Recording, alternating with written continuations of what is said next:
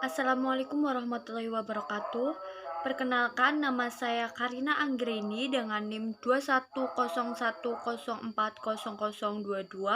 dari kelas PBSI 2A. Di sini saya akan membacakan hasil kerja saya yang berjudul Transkripsi Fonetik pada Tembung Macapat Pangkur. Bab 1 Pendahuluan. A. Latar belakang. Fonetik atau fonetika adalah bagian ilmu dalam linguistik yang mempelajari bunyi yang diproduksi oleh manusia. Dalam kajian fonetik, perumusan masalahnya adalah bagaimana suatu bunyi dihasilkan atau dilafazkan. Sedangkan dalam kajian fonemik mempelajari bagaimana suatu fonem dapat berpengaruh terhadap bentuk kata dan konteks makna. Dalam pembahasan bahasa, bahasa merupakan alat komunikasi bekerja sama, berinteraksi, dan berinterrelasi antar anggota masyarakat. Keberadaan bahasa di dunia berbeda-beda. Karena perbedaan regional, sosial, dan tempo, penggunaan kosakata tertentu akan berpengaruh terhadap bagaimana kosakata dapat dilafazkan, diintonasikan, dan bagaimana kecenderungan terhadap penekanan bunyinya. B. Rumusan masalah. Dari uraian di atas, didapat rumusan masalah yaitu bagaimana cara bunyi-bunyi fonetik pada tembang Macapat Pangkur. C. Tujuan penulisan. Tujuan yang ingin penulis capai dalam analisis ini yaitu mempermudah pemahaman tentang cara baca bunyi-bunyi fonetik pada tembang Macapat Pangkur. Bab 1 Pendahuluan. D. Manfaat penulisan. Penulisan tugas ini disusun dengan harapan memberikan kegunaan baik secara teoritis maupun secara praktis. Secara teoritis, ini berguna untuk menambah wawasan terutama dalam hal yang berkaitan dengan transkripsi fonetik. Secara praktis, makalah ini diharapkan bermanfaat bagi 1. Penulis sebagai wahana menambah pengetahuan dan keilmuan khususnya tentang transkripsi fonetik. 2. Pembaca sebagai media informasi tentang transkripsi fonetik secara teoritis maupun secara praktis. Bab 2 Pembahasan. A. Landasan teori. 1. Fonetik. Fonetik ialah cabang studi fonologi yang mempelajari bunyi bahasa tanpa memperhatikan bunyi-bunyi. Apakah bunyi tersebut mempunyai fungsi pembeda atau tidak. Menurut urutan proses terjadinya bunyi bahasa, terdapat 3 jenis fonetik. 2. Transkripsi fonetik. Menurut Hair dalam bukunya tahun 2009, transkripsi fonetik adalah penulisan bunyi-bunyi bahasa secara akurat atau secara tepat dengan menggunakan huruf atau fonetik. Huruf fonetik ini dibuat berdasarkan huruf alfabet Latin yang dimodifikasi atau diberi tanda-tanda diakritik. Mengapa? Karena huruf alfabet Latin hanya berjumlah 26 buah, padahal bunyi-bunyi huruf sangat banyak, melebihi huruf Latin. Misalnya, huruf vokal hanya ada 5 buah, yaitu A, I, U, E, O. Padahal fonem vokal bahasa Indonesia saja ada 6 buah, A, I, E, U, dan O. Jadi untuk fonem vokal keempat menggunakan huruf E yang dimodifikasi dibalik menjadi E. Contoh lain, bunyi O pada kata toko dan tokoh tidak sama. Maka untuk bunyi O pada kata tokoh digunakan huruf O, sedangkan untuk bunyi O pada kata tokoh digunakan huruf O, yaitu huruf O yang bagian awalnya dibuang. Bunyi E pada kata sate, kera, dan monyet adalah tidak sama. Maka untuk bunyi E pada kata sate digunakan fonetik E. Untuk bunyi E pada kata kera digunakan fonetik E. Pada kata monyet digunakan huruf E. Dengan demikian, ketiga kata itu secara fonetik ditulis menjadi sate, kera, dan monyet. Dalam kajian fonetik, ada satu huruf hanya digunakan untuk satu bunyi atau satu bunyi dilambangkan dengan satu huruf. Tidak ada penggunaan satu huruf untuk dua bunyi yang berbeda.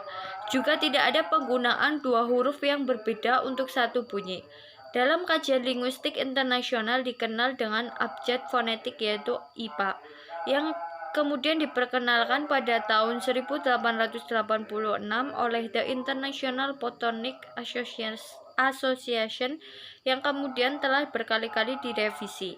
Revisi terakhir adalah pada tahun 1989. Yang ketiga ada unsur suprasegmental. Dalam studi mengenai bunyi atau unsur suprasegmental itu biasanya dapat dibedakan menjadi satu, tekanan atau stres. Tekanan menyangkut masalah keras lunaknya bunyi. Suatu bunyi segmental yang diucapkan dengan arus udara yang kuat sehingga menyebabkan amplitudo melebar pasti dibarengi dengan tekanan keras, yaitu juga sebaliknya. 2. Nada atau pitch. Nada berkenaan dengan tinggi rendahnya suatu bunyi. Bila suatu bunyi segmental diucapkan dengan frekuensi getaran yang tinggi, tentu akan disertai bunyi yang tinggi. Begitu juga sebaliknya. Nada ini dalam bahasa-bahasa tertentu bisa bersifat fonemis maupun morfofonemis, tetapi dalam bahasa-bahasa lain mungkin tidak. 3. Jeda atau persendian. Jeda atau persendian berkenaan dengan hentian bunyi dalam arus ujar disebut jeda karena adanya hentian itu.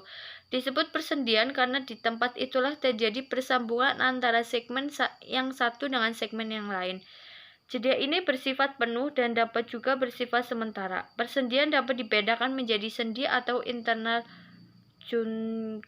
juntur dan sendi luar atau open juntur. Sendi dalam menunjukkan batas antara satu silabe dengan silabe yang lain. Sendi luar menunjukkan batas yang lebih besar dari segmen silabe. Yang keempat ada silabe. Silabe atau suku kata ialah satuan ritmis terkecil dalam suatu arus ujar atau runtutan bunyi ujar.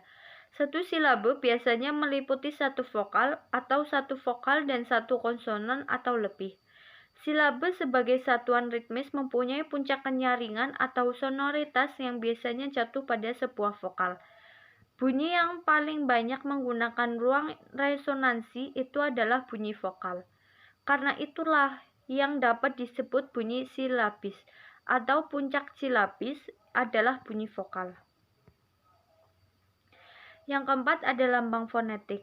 Berikut ini didaftar secara selektif lambang-lambang fonetik IPA yang diperkirakan terdapat dalam bunyi bahasa Indonesia dan dengan penyesuaian diperlukan karena pertimbangan komputerisasi. Yang pertama, lambang fonetis I kecil. Alfabet Latin sama dengan huruf I kecil. Contoh bisa sadis. I besar sama dengan huruf I kecil bertilde, sopir siksa. E sama dengan huruf E, contohnya sate sore. E sama dengan huruf E kapital, pendek, remeh. E sama dengan huruf E terbalik, contohnya kelelawar kera. A sama dengan huruf A, contohnya parah saka. U sama dengan huruf U, contohnya buku mutu. O sama dengan huruf O, contohnya soto kado. O sama dengan huruf O, contohnya oncom poros. Au sama dengan huruf A dan W subscript, contohnya payau harimau. I huruf A dan Y subscript, contoh santai tupai. Oi huruf O kapital dan Y subscript, contohnya koboi amboy. P sama dengan huruf P, papan kupas. P berpetik tunggal, contohnya sabta atap. B sama dengan huruf B, contohnya kabar butuh. T sama dengan huruf T, contohnya tata dan tinta. T huruf berpetik tunggal, contohnya adat dan obat. T huruf bertitik bawah, contohnya pukul, tutuk atau yang artinya itu pukul. D sama dengan huruf D yang dalam bahasa Jawa dadi yang artinya jadi, dudu yang artinya bukan. Huruf K sama dengan huruf K, contohnya kata kupas. K berpetik tunggal, contohnya politik dan praktis. Huruf K sama dengan tanda tanya, contohnya ajak, baso. bakso.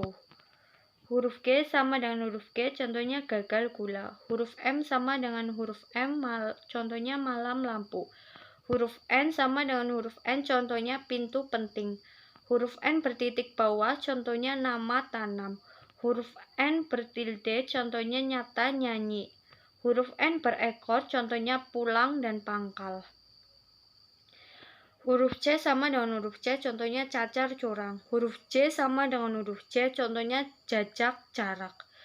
Huruf L sama dengan huruf L, contohnya lalu lipat. Huruf R sama dengan huruf R, contohnya ramah rumah. Huruf S sama dengan huruf S, contohnya sari surat. Huruf S bertilde, contohnya syarat masyarakat. Huruf Z, contohnya zaman ziarah. Huruf X, contohnya khas khalik. Huruf X bergelung bawah, contohnya balik maghrib. Contoh huruf H sama dengan huruf H, contohnya halus nihil. Huruf H bertangkai di atas, contohnya mahkamah makhluk. Huruf V sama huruf V, contohnya wajar tawa. Huruf V bergaris bawah, contohnya mulai rumit.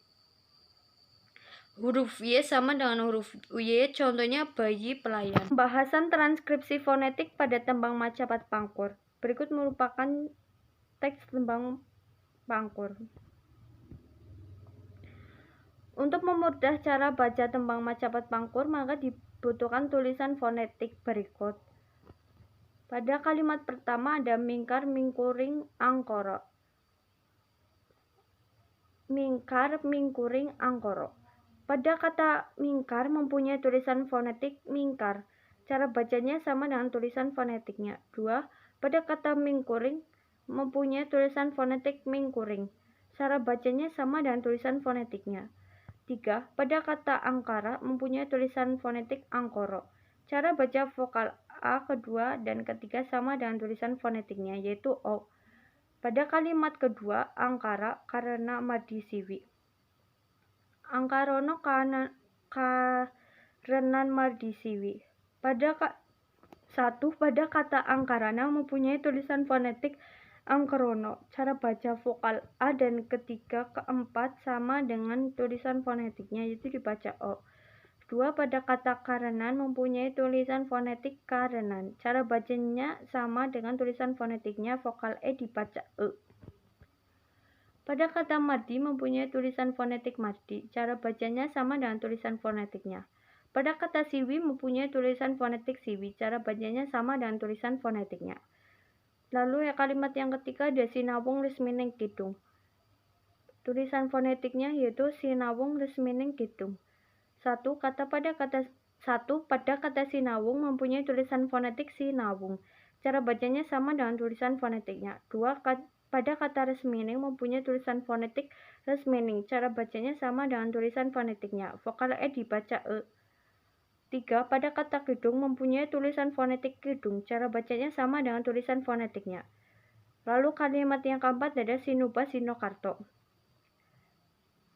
Tulisan fonetiknya yaitu sinubo sinukarto. 1. Pada kata sinuba mempunyai tulisan fonetik sinubo. Cara baca vokal A sama dengan tulisan fonetiknya, yaitu dibaca O. 2. Pada kata sinukarta mempunyai tulisan fonetik sinukarto. Cara baca vokal A kedua sama dengan tulisan fonetiknya, yaitu dibaca O. Kalimat yang kelima ada mrih kertato pakartining ilmu luhung. Kalimat fonetiknya mrih kertato pakartining ilmu luhung. 1. Pada kata mrih mempunyai tulisan fonetik mrih. Cara bacanya sama dengan tulisan fonetiknya. 2. Pada kata kertarta mempunyai tulisan fonetik kertarto. Cara baca vokal A dan vokal A kedua sama dengan tulisan fonetiknya, yaitu dibaca O. 3. Pada kata pakartining mempunyai tulisan fonetik pakartining. 4. Pada kata ilmu mempunyai tulisan fonetik ilmu. 5. Pada kata luhung mempunyai tulisan fonetik luhung. Lalu kalimat selanjutnya yaitu kang tumrap ing tanah Jawa. Tulisan fonetiknya kang tumrap ing tanah Jawa. Pada kata Kang mempunyai tulisan fonetik Kang. Pada kata tumrap mempunyai tulisan fonetik tumrap. Pada kata ing mempunyai tulisan fonetik ing. Pada kata tanah mempunyai tulisan tanah. Pada kata Jawa mempunyai tulisan fonetik Jawa. Cara baca vokal A sama dengan tulisan fonetiknya, yaitu dibaca vokal O. Lalu kalimat selanjutnya ada agama, agemi, ngaji. Tulisan fonetiknya yaitu agomo, ageming, aji. Pada kata agama mempunyai tulisan fonetik agomo. Cara baca vokal A kedua dan ketiga sama dengan tulisan fonetiknya, yaitu dibaca O. Pada kata ageming mempunyai tulisan fonetik ageming. Cara bacanya sama dengan tulisan fonetiknya, vokal E dibaca E. Pada kata aji mempunyai tulisan fonetik aji. Bab 3 penutup. A. Simpulan. Dari pemaparan pembahasan ini, penulis menyimpulkan bahwa dalam tulisan fonetik, setiap bunyi, baik yang segmental maupun suprasegmental, dilambangkan secara akurat, persis seperti yang diucapkan. Setiap bunyi dilambangkan dengan lambang-lambang sendiri, meskipun perbedaannya hanya sedikit. Untuk menandai perbedaan-perbedaan bunyi kecil digunakan tanda-tanda diakritik. Maka sesuai pembahasan di atas, agar tembang Macapat Pangkur dapat tersampaikan dengan benar, perlu mengetahui simbol fonetik. Hal tersebut agar memperjelas suatu sajak sehingga pendengar atau orang yang hendak diberi sampaikan pesan tembang tersebut dapat mengerti. Dan juga unsur keindahan dalam menyampaikannya dapat membuat menarik perhatian pendengar dan penikmat tembang Macapat dengan pelafalan yang benar. Yang B. Saran. Penulis menyadari bahwa hasil penelitian ini masih jauh dari sempurna, karena itulah penulis mengharapkan agar penelitian ini dapat menjadi pemicu untuk mendalami cara baca tulis bahasa Jawa lebih detail. Untuk mempermudah pemahaman masyarakat yang tertarik pada tulisan bahasa Jawa, penulis menyarankan untuk sesering mungkin mendengarkan percakapan berbahasa Jawa, baik secara langsung maupun yang tidak langsung. Karena semakin sering masyarakat mendengar, maka akan semakin paham pula cara pengucapan tulisan bahasa Jawa. Yang C. Ada daftar pustaka. D. Lampiran. Link YouTube Tembang Macapat Pangkur. Terima kasih. Sekian presentasi dari saya. Mohon maaf apabila masih banyak kekurangan. Wassalamualaikum warahmatullahi wabarakatuh.